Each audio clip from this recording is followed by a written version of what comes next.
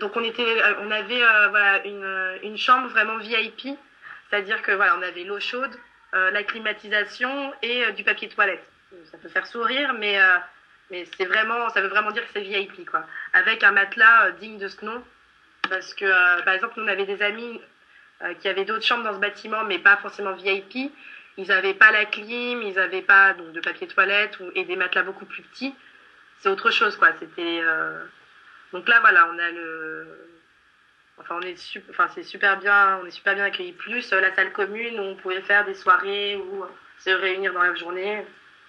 D'accord, donc un Voilà. logement ouais, tout à fait correct et même très bien, si j'ai bien compris. Ah oui, oui, non mais même super bien, super bien. Des autres amis que j'avais en Inde dans d'autres universités, concrètement on était logés comme des princes. Ouais. Il n'y avait pas avoir enfin, c'est bête hein, mais avoir son propre enfin voilà la nourriture faite pour nous, ça joue énormément. Le matin on mangeait des toasts avec du beurre, de la confiture, on avait des céréales, voilà. Si on avait été à la même enseigne que les Indiens, le matin c'était de la viande en sauce quoi. Donc, donc ça joue énormément quand même. D'accord, ok. Et au niveau du coût de la vie, est-ce que, bon, j'imagine que c'est bien moins cher qu'en France. Est-ce que tu peux m'en dire un peu plus sur, oui, le coût de la nourriture, des habits, Internet, le téléphone, et s'il y a eu par exemple, ouais, voilà. Alors le coût de la vie, ce qui m'a coûté, c'est vraiment les voyages. Si par exemple tu restes 4 mois sur le campus, à part enfin, les 15 euros par jour, ça ne coûtera rien. Parce que Internet, tout ça, de toute façon, c'est la wifi de l'école. Le téléphone, si, on avait acheté un téléphone, mais oh, le coût, je sais pas, c'était peut-être. C'était quoi? C'était 600, 200 roupies pour une heure de communication. Je sais pas, c'était quelque chose comme 20 centimes, 30 centimes l'heure de téléphone, quelque chose comme ça. Donc, quand bien même ça soit 2 euros, ça reste. Voilà, c'était vraiment rien. Euh, Donc, ce qui t'a vraiment les coûté. vêtements, les vêtements, faire du shopping en Inde, franchement, c'est courageux, quoi. Enfin, à part des sarouels, pas vraiment acheter grand-chose. Et pareil, ça coûtait rien. Enfin, je sais pas, un sarouel, ça doit coûter quoi? Ça doit peut-être coûter 2 euros, quoi. Ouais, Et la nourriture dehors, pareil, ça coûtait mais moins d'1 euro, quoi. Si on mangeait dans des restaurants et tout, ça coûtait un petit peu plus cher. Les restaurants de l'hôtel, enfin des hôtels, par exemple, on pouvait peut-être payer peut-être 8 euros le repas. Il y avait un Domino's et un Subway juste à côté de chez nous. Ça, c'est trop bien parce qu'en plus, le Subway, il livrait dans ta chambre. Pareil pour le Domino's. Le Domino's, par exemple, c'était le même prix qu'en France. C'était 9 euros la pizza, la grande pizza. Enfin, voilà, c'était le même prix. Subway, c'était un peu moins cher. Euh, d'accord. mais sinon, on n'avait aucun frais, quoi. Oui, aller à la piscine. La piscine, ça devait peut-être nous coûter 4 euros. Enfin, D'accord. Et c'était donc, ce que tu as dit, c'est dérisoire. c'est vraiment les Oui, voyages qui t'ont coûté assez cher, si j'ai bien compris. pardon? C'est vraiment donc les voyages qui t'ont coûté assez cher. Ouais, voilà, c'est les voyages qui ont coûté cher parce que c'est vraiment pas cher par rapport à la France, c'est sûr, mais, euh, mais à faire un gros voyage toutes les 2 semaines, ça coûte cher. Donc les voyages ont budgété, je budgétais 30 000 roupies. Ah oui, moi j'ai encore les prix en roupies. 30 000 roupies, ça fait combien Je dirais 400, ouais. Environ, mes voyages me coûtaient entre 300 et 400 euros, je dirais, le voyage. D'accord. Ouais, c'est ça. C'était Ouais. à peu près les prix, quoi, avec billets d'avion compris. Bon, là-bas, voilà, c'est les compagnies, voilà, c'est les compagnies low cost indiennes. Donc, mais bon, moi j'en ai pris plein, il n'y avait aucun souci, quoi. Mais c'est vraiment pas cher, quoi. Donc suivant les régions, les hôtels vont être plus ou moins chers, mais on payait environ 2 euros la nuit d'hôtel. Je dirais, ouais, c'est ça. Attends, 10, ouais, ça. 1,50 €, 2 euros la nuit d'hôtel. On comptait ouais, à peu près le même budget. Enfin, voilà, après, ça dépend du voyage que tu veux faire, mais ouais, on coûtait environ 300-400 € par voyage, quoi. D'accord. Et donc un voyage, c'est à peu près 2 semaines, c'est bien ça? 2 semaines, ouais. Ok. Donc ouais, standard indien, donc c'était pas non plus trop Après, cher. voilà, j'étais une fille, donc je faisais un petit peu de shopping, voilà, machin. Je me faisais faire des massages. Il est possible de faire des voyages moins chers, hein, carrément. Ah, voilà, moi il faut savoir que j'étais partie donc de septembre à janvier. Donc c'était hors saison. La saison haute, ça commence décembre jusqu'à mars, parce que c'est là qu'il fait le plus beau en Inde et qu'il pleut plus du tout. Donc moi c'était moins cher parce que j'étais à ce semestre-là. Les personnes qui sont parties le semestre d'après, les billets d'avion et tout étaient plus chers. Donc nous on a tout fait en avion. Il est possible de faire les voyages en train. Et on peut, je pense, voilà, si on a un budget un peu serré, on peut faire ces voyages-là 2 fois moins cher, c'est sûr. En faisant pas de shopping, en allant dans des hôtels encore un petit peu moins bien, enfin, en voulant vraiment chercher la bonne affaire, ainsi de suite, on peut faire les voyages moins chers. Après, nous, on s'est pas mis trop de contraintes, on a fait ce qui nous faisait plaisir, et donc ça nous coûtait ça, mais j'ai des amis qui ont fait des voyages, les mêmes voyages que moi, et qui ont payé, qui ont eu pour moins cher. D'accord. Et donc, tu as dit, oui, de décembre à mars, c'était enfin, la saison Eiffel le plus beau. Donc, au niveau du climat, est-ce que tu peux m'en dire un petit peu plus? Est-ce que c'était super, ça allait, pas trop chaud Alors, moi, je suis arrivée le 11 septembre. Pendant 2 semaines, c'était la fin de la mousson. C'était vraiment très désagréable. Il faisait très chaud. Je crois que c'est là que j'ai eu le plus chaud. Il faisait au-delà de 35, voire plus. Et il pleuvait tout le temps. Et quand il pleuvait pas, de toute façon, c'était super moite. Donc, très désagréable. Je sais que les personnes qui étaient là, en fait, là-bas, c'est des trimestres, en fait. On peut partir de juin à septembre, de septembre à janvier, de janvier à mars et de mars à, à, à juin, je crois. Donc il y a quatre en fait, 4 trimestres. Ceux qui étaient partis le trimestre avant moi, donc eux ont eu que de la mousson. Franchement, ils m'ont dit que c'était très désagréable, quoi. Ils ont vu tout sous la pluie. Il y avait, voilà, c'était pas top. Donc nous, on y allait juste après. Donc la mousson s'est terminée au bout de 2 semaines. Et là, c'est devenu très agréable, quoi.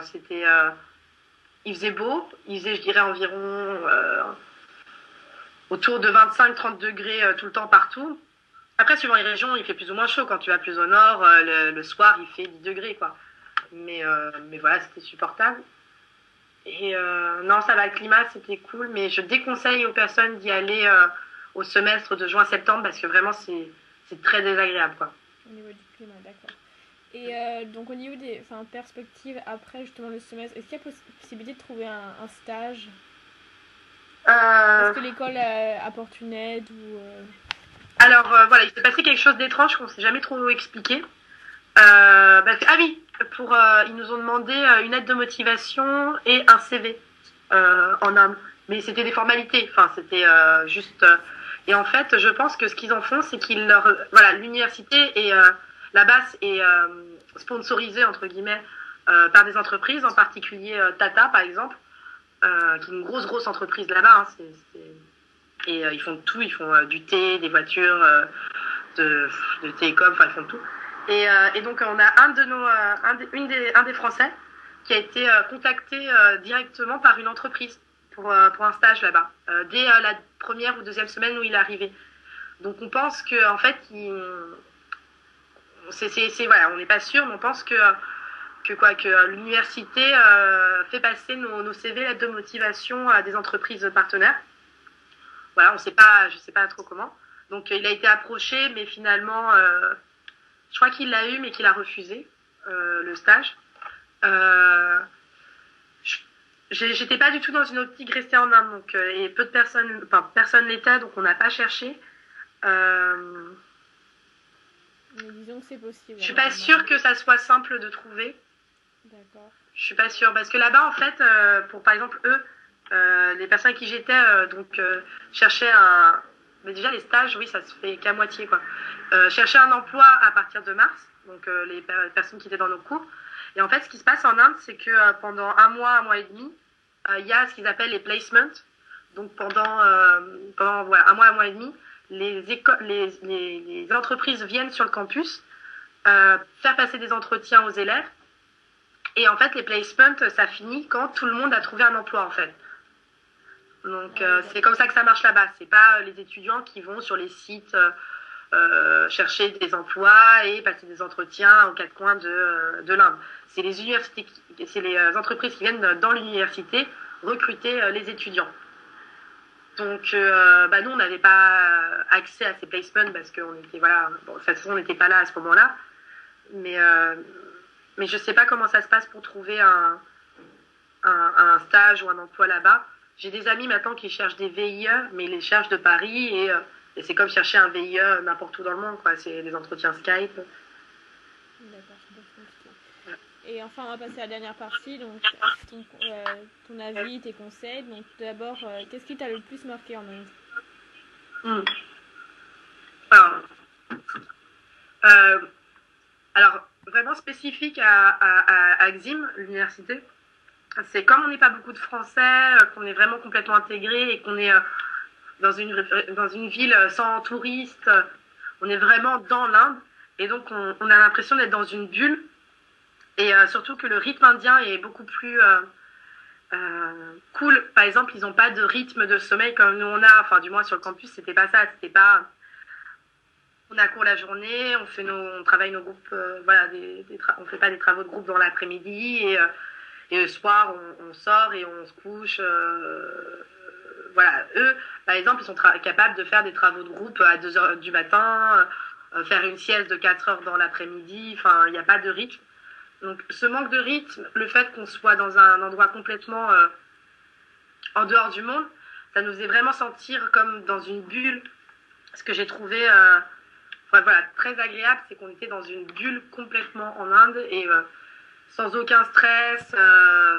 Vraiment, enfin, c'est une expérience super forte parce que c'est quelque chose voilà, qu'on ne revivra jamais, quoi, se sentir complètement à part, sans aucun repère, mais sans aucun stress aussi. Enfin, je veux dire, moi qui habitude, voilà, qui ai vécu à Paris, à Lyon ou à Marseille, voilà, c'est bien loin de la ville qu'on connaît. Voilà, c'est très calme. Donc moi j'en suis ressortie vraiment zen, quoi, de ce voyage. Donc ça a été personnellement ce que j'ai ressenti le plus fort. Voilà, et le contact avec les Indiens, quoi. C'est comme on n'était pas nombreux, on a pu vraiment, comment dire, on n'est pas resté qu'entre étrangers, quoi. C'était pas un Erasmus où tu restes avec plein d'étrangers, tu discutes avec plein d'étrangers.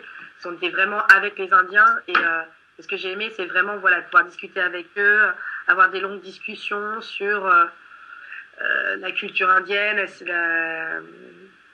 comment ils voient leur pays, le comparer avec la France. Voilà, j'ai vraiment.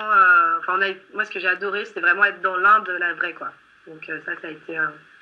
Voilà, ce que j'en retiendrai de cette université. Ok. Et quel conseil tu pourrais donner donc aux étudiants qui aimeraient partir à cette université? Alors, voilà, je pense que cette université, elle est faite pour des gens qui veulent une expérience assez forte. Voilà, qui sont débrouillards, vraiment. Il faut être un peu débrouillard pour y aller, pour organiser tous ces voyages et tout. Le conseil, c'est mettre de l'argent de côté avant, surtout, et essayer de valider un maximum de cours avant, et y aller, et se consacrer pendant 4 mois en Inde. Voilà, j'ai des amis qui essayaient d'écrire, qui avaient des fondamentaux par exemple sur Internet, donc qui n'ont pas pu faire certains voyages parce qu'ils avaient des partiels à passer. Ou d'autres qui cherchaient un emploi, un stage, donc qui étaient un peu omnubilés par ça et qui ont. Moi, ce que je conseille, c'est vraiment d'y aller et de vouloir vivre 4 mois à fond, quoi, l'Inde et d'accepter de se détacher, voilà, de toutes ces habitudes. Mais surtout mettre de l'argent de côté avant, parce que moi, j'aurais bien aimé rester un mois de plus et continuer les voyages, mais j'ai pas pu à cause de l'argent, quoi. D'accord, donc il faut mettre de l'argent de côté. Et enfin, donc, je voulais savoir, est-ce que tu accepterais d'être contacté par des étudiants s'ils ont des questions, des Ah oui, bien sûr. Bah, il y a déjà, je crois, 3 personnes qui m'ont contacté via l'OIP. Voilà, maintenant j'ai un mail type qui doit faire 5 pages. Voilà, avec tous les conseils très pratiques là-bas, quoi. D'accord. Ben, je te remercie. Donc, vous avez assisté à l'interview de Morgane qui a réalisé son échange à Xavier Institute of Management.